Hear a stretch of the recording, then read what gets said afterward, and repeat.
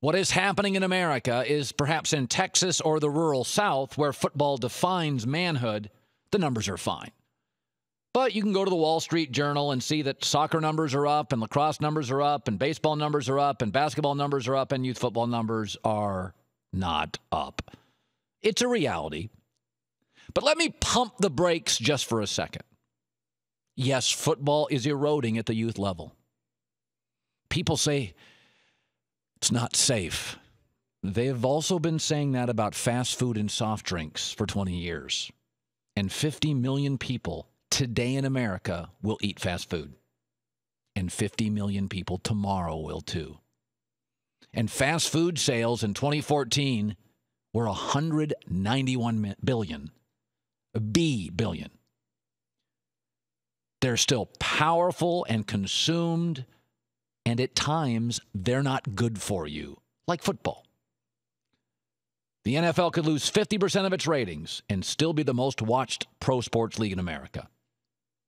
When you're a big, powerful business with a huge lead and you're showing signs of erosion, ESPN's a great example. 30-year head start,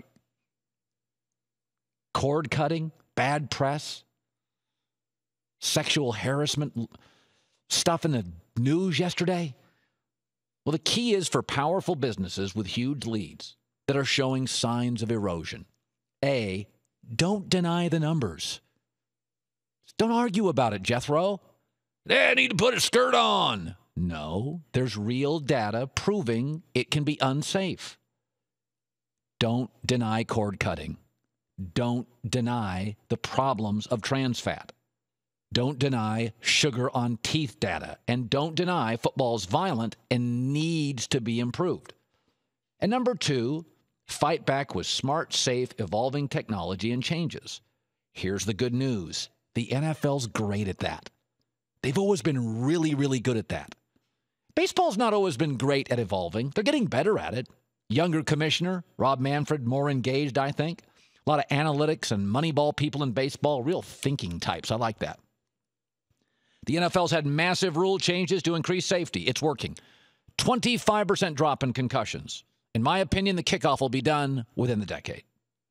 Youth leagues now are moving toward less hitting at later stages, at minimum, 12, 13 instead of 9 and 10. The NFL's paid out hundreds and hundreds of millions already to former players to placate them. And unlike college baseball and the bigs that doesn't really converge, or the NBA and college basketball that never seems to get along, the NFL and college football, they kind of work well together, like a hot pocket and a microwave. You ever notice that? A lot of times the college sports don't really work with the NBA sport. NBA feels like it's poaching college basketball. College basketball people don't like the glamorous NBA. The NBA looks down at the slow, overcoached college basketball game. But in this country with football, youth football works with high school works with college, and college works with pro. You see it all the time now. College football, I was watching a game this weekend. I think it was Iowa and Indiana, if I recall. Player got thrown out for a hit. Could be the wrong game, but I remember the hit. You see it in college, and you see it in the pros. The media hyperventilates on every story because that attracts clicks and consumers. But the NFL, like fast food and sodas, will survive. The key will be, like every big business with a massive lead, be proactive, not reactive. Look at the data constantly. Don't deny the problems. Lean toward technology and listen to the right people.